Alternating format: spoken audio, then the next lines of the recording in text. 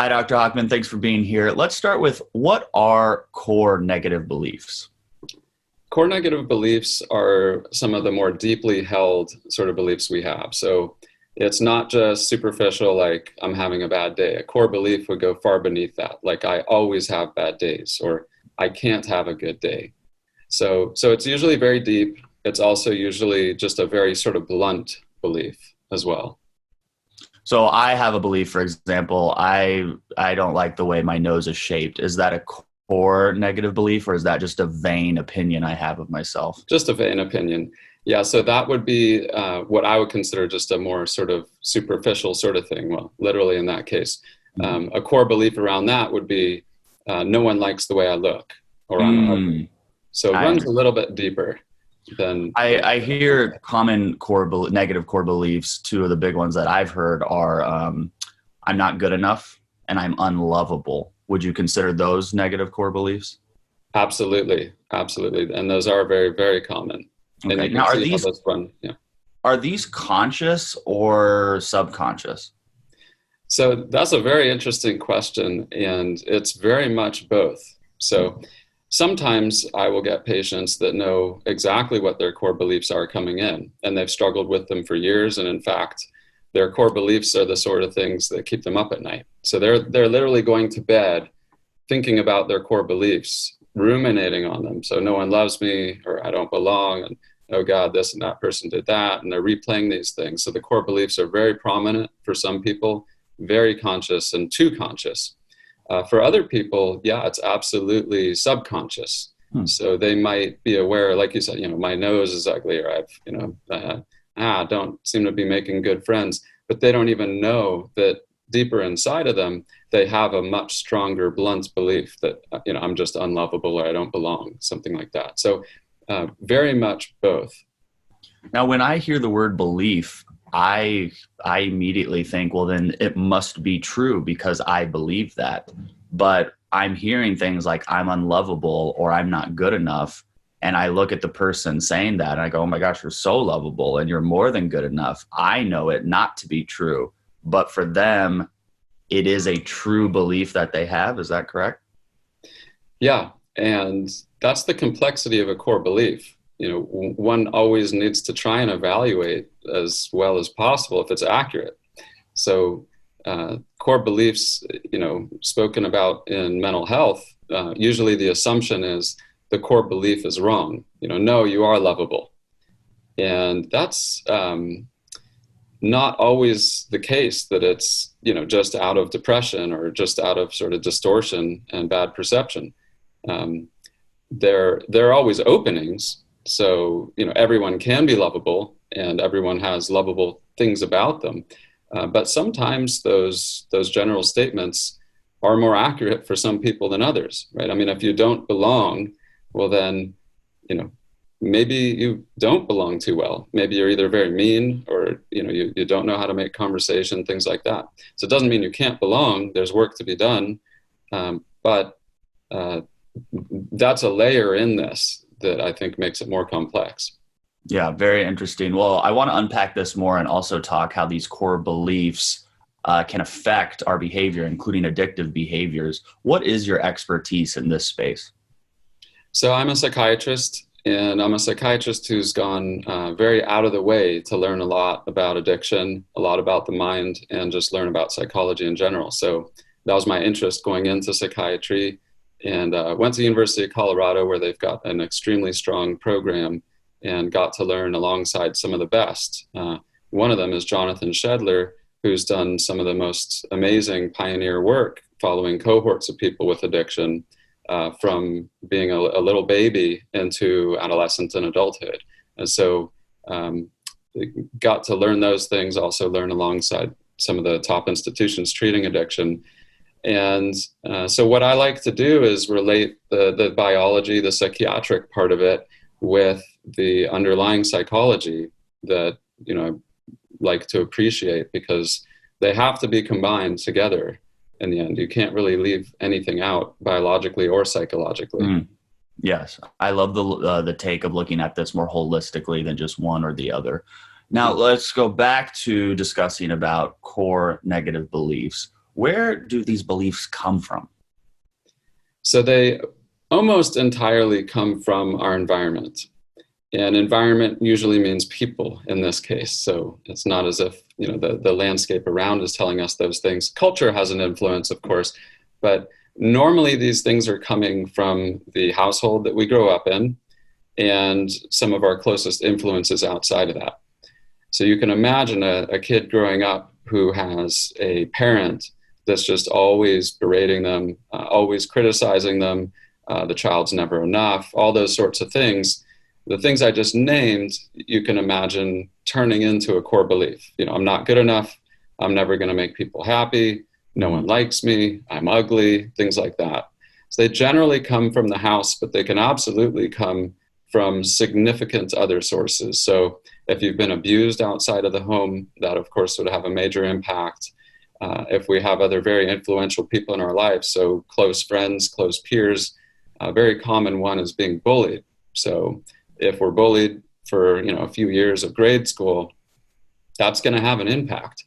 And we come away with these assumptions because the mind's always trying to come up with a way to make sense of what's happening as we relate to the world, right? So if you're encountering a bully for a few years in a row, and maybe even a few different ones, you have to at some point, whether you're trying to or not, and that gets back to the subconscious or conscious, maybe you actually have someone to talk to about it and you put a story together consciously, or maybe you don't even think about it, but somewhere in your mind you're coming up with a concept of yourself. And the concept might be, in a bully's case, I'm a loser. Or the concept might be, I'm stupid. So we come away with these concepts. If we've gotten bad grades for years and years, it's hard not to have created some self-concept which turns into a core belief of I'm stupid. Right. And so these things emerge. They coalesce out of usually thousands of experiences. And that's why they often come in the home, because that's where we get, we're waking up, going to bed every day and have a lot of contact, but they certainly come from outside the home too. So why is it, though, that in childhood, there are some people who can be influenced by their parents or bullies at school, take on these negative core beliefs and run with them into adult life and experience negative consequences from those core beliefs, and other kids can have very similar circumstances and say, you know what, I reject that. I am good enough. I am smart enough. Even though you're telling me I'm not, I know that I am. What is the difference there? Yeah, there's a series of differences, and psychologically we refer to that as a resiliency. So when we are resilient, we can see ourselves through a lot of adversity. And that comes from basically the opposite of what we've been discussing. So we can become very resilient when we do have other core beliefs or other ideas of ourselves that ultimately one of the biggest ones really is, I can get through this. I can do this.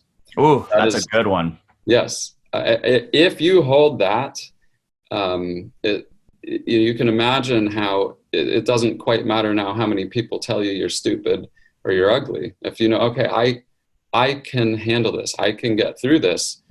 Maybe it means we have to work out then, or maybe it means I've got to find the right people. If I work hard enough, I'll find the right people who like me for who I am. Or maybe I'll study enough, and I'll get there. Or I'll find a job that's appropriate for me or something. We can always find ways to work through things if we fundamentally have the idea of ourselves that we can get through it. And so it's possible to hold both core beliefs, that are negative and positive, and seemingly contradictory, but humans are very complex. Our minds are able to hold contradictory ideas at the same time. So I might hold an idea of myself that, I'm kind of stupid. I might have an idea of myself that sometimes I'm very creative. Yeah. And those might be battling each other. And depending on the day, how rested I am, and what I did at work that day, one sort of voice might have a little more power over me than the other one. And that can be an ongoing battle. It sounds like you read part of my diary, to be honest. That's exactly how I feel. Do you think that some people are just born more resilient? I hesitate to say yes because I think we're often led to believe from what we look at, that yes, it seems like some people are just more resilient. When I get to have time, with a patient and sit here for hours and hours with them, you always find that there are reasons we are the way we are, Mm-hmm. always. Mm-hmm. And the way I like to put it is, there are always reasons. Sometimes we know a lot of them, sometimes we know a few of them, but the reasons do exist. So Mm-hmm. the person that looks like, hey, well, how are they just so resilient? And it didn't even look like they had parents that necessarily like knew exactly what they were doing, and seemed like they went to a school that gave them a little trouble and all that. There's still something, and just as a totally random example, I mean, they may have had an uncle that's just this super resilient, strong person, and that guy, had some time with them or had an ability to really emotionally connect with the uncle, or the uncle even just once a year gave him that really sincere emotional connection of like, you got this, you're good. I see who you are, and you're good.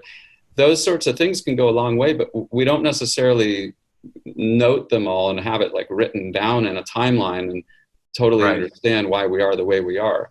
Well, These and the person who has the uncle that they only see once a year may not even realize that that one experience or that one visit from their uncle is having that type of positive influence in their life.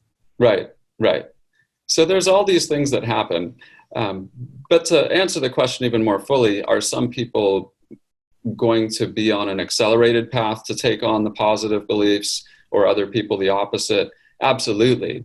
And that has to do with, so we are born with certain sorts of traits. Mm-hmm. So we're not born with a core belief like, that I'm great or I suck at life. So those we do Mm-hmm. inherent through our environment and the people that we are influenced by. But that's still going to rest on top of our fundamental traits we're born with. And one of those traits is neuroticism. That's Mm-hmm. part of the big 5 personality traits. So if we're very neurotic, we're going to be more sensitive to our surroundings. Mm-hmm. Neuroticism doesn't mean we're going to come up with negative core beliefs. It might, in fact, make us more sensitive to positive ones too, but it will exaggerate those. So there are still parts of our genetics, part that we're born with, that can accentuate everything we're talking about. Understood. How does all of what we're talking about play into the attachment styles? Yeah, attachment refers to sort of the way we relate to important people in our lives. It can be things as well, but usually people.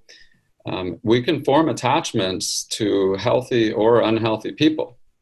So if we're forming a strong attachment, as we should, to our mother growing up, and when I do therapy with people, of course, mothers have a prominent role stereotypically in therapy, but it has a reason. We get attached to parents, we get attached to our mother, and they have a special role in our lives. And the way in which we relate and attach to those important people forms a whole host of ideas that we have of ourselves. And our mother and parents, close siblings, they're going to have a very prominent role in deciding for us, before we're even actually thinking about it in our own minds out loud, deciding for us, am I a good person? Am I going places? Am I smart? Mm-hmm. If you're interested in learning more about attachment styles or attachment theory, MedCircle has a great series on that topic. Go to medcircle.com and look under, you can just search for attachment theory and it'll pop right up and you can watch it. We are going to talk about how these negative core beliefs can lead into specifically addictive behaviors. I want to start talking about what's happening neurologically when our core beliefs can lead to something like substance abuse or addiction. Yeah, so core beliefs, you could say, would be sort of the origins of addiction, origins of a lot of different kinds of psychological suffering. Yeah. And if you have a core belief, let's say, I'm bad at life, or, I'm unlovable, that'd be an extremely common one. That's the core belief. That is emotional distress. That can lead to depression, let's say. But then you can ask the very good question of, well, so why are some people then just depressed with their core belief, and other people go on to have an addiction? And the answer is that there's a series of things that happens for people with an addiction. One of the most prominent ones is usually problems with impulse control and emotional distress tolerance. So if you can tolerate the distress that comes from a bad core belief, then you're going to be depressed. So you still have a bad belief that makes you sad, but if you can tolerate it, it stays just sadness, which still doesn't sound great, but it doesn't then go on to affect behavior to emotionally regulate ourselves. So depression might lead to other sorts of behaviors, like you isolate or other things. But the isolation is usually out of avoidance of certain things. Whereas if we turn to alcohol or drugs, we're actually trying to then manipulate our internal emotional state.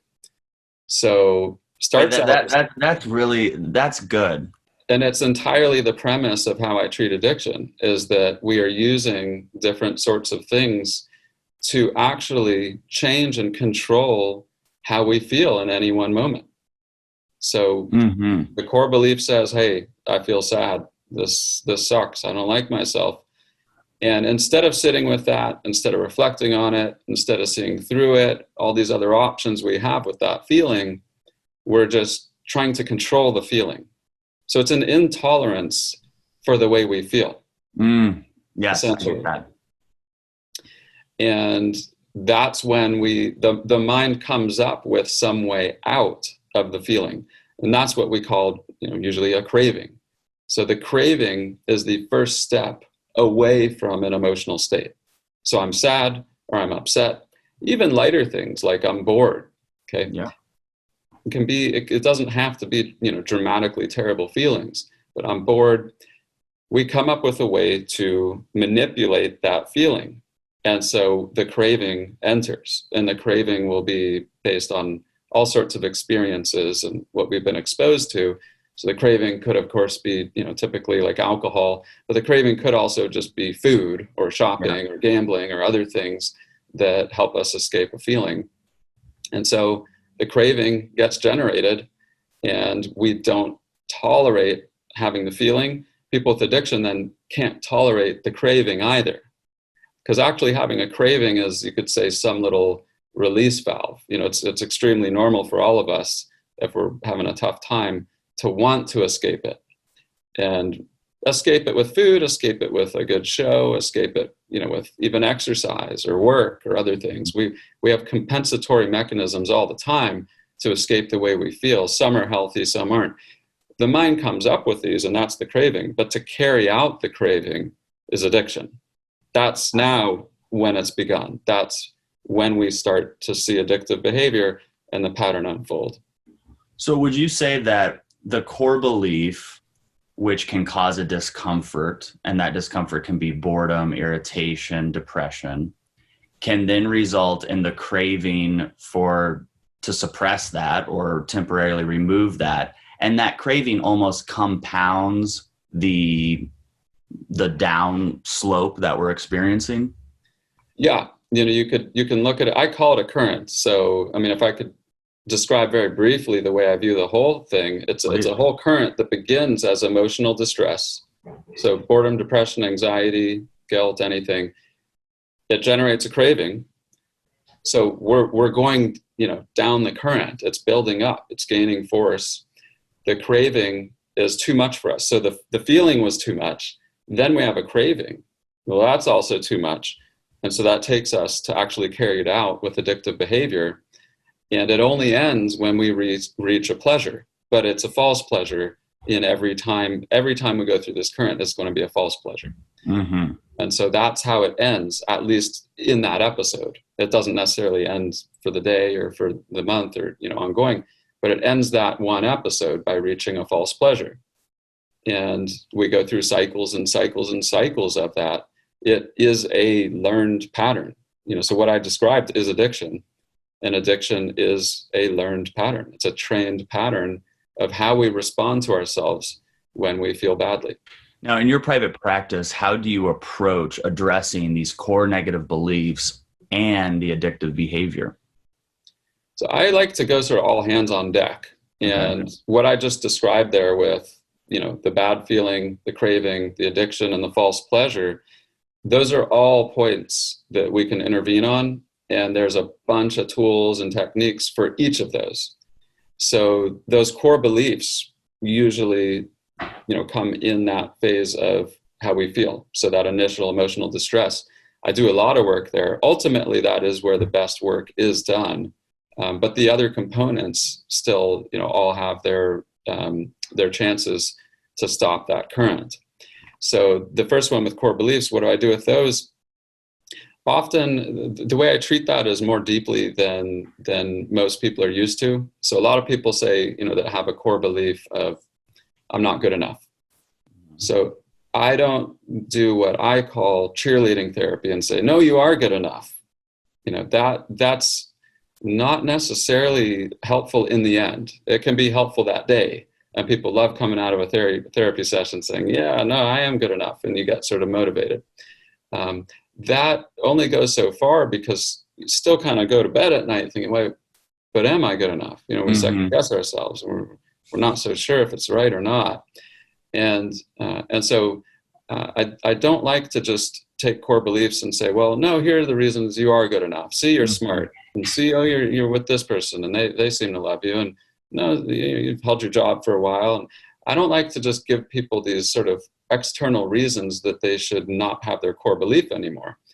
I like to approach it as though they have very good reasons to have their core belief, and we have to actually explore how that has arrived and deal with it in the most honest and real of ways.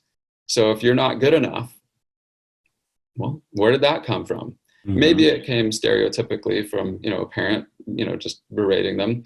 It might have come through that bully. It might have come through a series of failures with school, a series of failed relationships. I mean, it came from somewhere. And so I always want to help people understand, where did that core belief develop? Now, if they examine that looking back as a more mature person and say, well, of course they were going to do that to me. And of course I would have come up with that idea. I was only 12. How could I have thought anything different? I didn't understand yet that I was actually smart or this and that. So if they can challenge it themselves, they can grow out of it. But also sometimes, like I said earlier, there's the complexity of sometimes it's kind of accurate. Right. So maybe they really aren't good enough to get a good job, or they're not able to find a mate that they like and all that. And so, the idea is to look at what those deficits are and actually either improve them, or sometimes the deeper work is to accept them. Yeah. So if we're only so smart, or if we're only so good looking, or if we're only so kind of the life of the party, like we're never going to be just like this totally amazing, radiant social figure, those are things to accept. We have to accept who we are and ultimately, navigate life as we really are. Can we change our belief around the acceptance? And what I mean by that is, certainly if my core belief is I'm not good at my job, and I've been fired from my last 5 jobs from not being good enough, then I might say, all right, this belief has some basis in truth, and I either can improve my skill set to try to get better or change my field or whatever. But if my core belief is I'm not the center of attention at parties, I'm not gregarious and charming, but isn't that okay? Like, can I accept that I'm not, and then also learn that that's okay because I don't have to be the center of the party? Precisely. Yeah. Okay. And there you go. And that's why I don't attack a core belief and say, no, people were laughing at you at the party. And no, I saw those two people checking you out when you walked in. I don't do that, because you're going to scramble for these reasons to try and sort of combat a belief that actually came from somewhere. Yeah. And so you're exactly right. We want you walking into that party saying, I'm not going to be the loudest, funniest guy here. Yeah. I'm not the tallest, most handsome. That's okay. I'm going to go find me some cool people to talk to that like me. Who am I? How do I want to connect with people? What kinds of people do really appreciate me? Okay, yeah. I need to go find them. Well, I'll just go find the dog. I don't even want to talk to people when I get to the party. Okay, so now talk about how your approach with utilizing the work with core beliefs, but how that starts to help addictive behaviors. So I think of it like, we talk about that current, and the core belief, or the initial emotional distress, is the source of this current. And if you turn that off, you've turned off addiction. So okay, yes, okay, I get that. So when we turn off the emotional distress, there is no subsequent current, there's no craving, there's no addiction, there's no false pleasure. As you might see if you look, further, we always go through emotional distress, though. So there's work on the core beliefs, and you might one day reach some place of acceptance or responding to who you are and say, okay, well, I don't actually believe anymore that I'm just fundamentally bad, but, well, tomorrow you still have a bad day, right? So that's not a core belief. It's just still, life brings its challenges at you. So when we do that and we're going through that, that's still going to create that current if you've already had this trained pattern to escape bad feelings. So bad feelings are not always from core beliefs. Core beliefs are a strong component of that, but we just still have, bad feelings anyway. We're trying to work on something and missing the tools and doing this wrong and messing it all up, and we got super frustrated. It doesn't have anything to do with the core belief necessarily, but we got frustrated. Core frustration tolerance. I want to get out of this feeling. So still we'd want to work on that emotional distress, being able to tolerate what comes up in life. Yes. Excellent. Well, I understand that a lot of addiction treatments are really, or programs rather, are really grounded in shame, guilt, whether it's intentional or not. I get a lot of feedback from people that that's how they felt. And you run a private online addiction recovery program that is research-based and is getting phenomenal results. It's called selfrecovery.org. Would you be able to tell our viewers where they can learn more about that and what it entails? Yeah, so the dream and vision with selfrecovery.org is to make it all very, very simple to access all these sorts of ideas. So you're right, treatment's often shame-based. The approach in self-recovery is everything we're talking about, the model that I described, and treating addiction as a very normal response that a lot of people have learned to deal with emotions. Right. And so there's no shame in that. And there's things that I do every day that are sort of compensation around getting out of bad feelings. And it's more of a spectrum of things. And certainly heroin use is a lot worse than, using work or exercise to escape that. But it's all very normalized. So the program really just goes through all these concepts and makes sure that you cover every part of that current, ultimately learn a new way, which is, health is to live beyond the current. But yeah, you just go to selfrecovery.org. It's super easy to enroll, and it ensures that you go through every component you need to, come across all the concepts you need to, explore yourself in all the right ways. So it's all very productive and constructive around how we look at ourselves, instead of just looking at ourselves with shame and guilt, and have a sort of rigid approach there. Absolutely. Well, Dr. Hochman, this has been a really great discussion and conversation. I love even the visual of the current. That really helped me understand how everything is connected that way. And I hope we see a lot more from you, Dr. Hochman. Thank you for being here today. Thanks, Kyle, for having me. Well, out there, I know things are difficult and things are uncertain. However, I want you to remember this. If only you remember one thing, remember that whatever you're going through, you got this.